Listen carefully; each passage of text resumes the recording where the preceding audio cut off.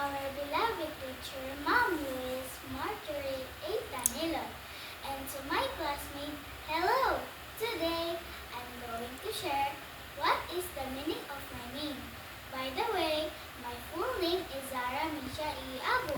Don't you know that my first name, Zara, was given by my mother? It was originated in the Kingdom of Saudi Arabia. Its meaning is princess and blossom. I think they named it after me because I am the only girl in our family. My second name is Misha, and it was given by my father.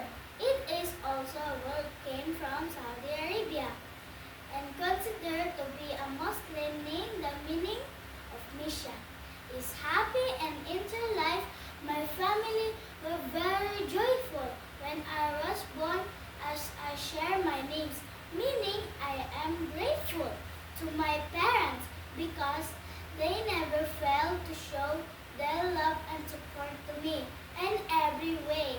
I love my name as much as I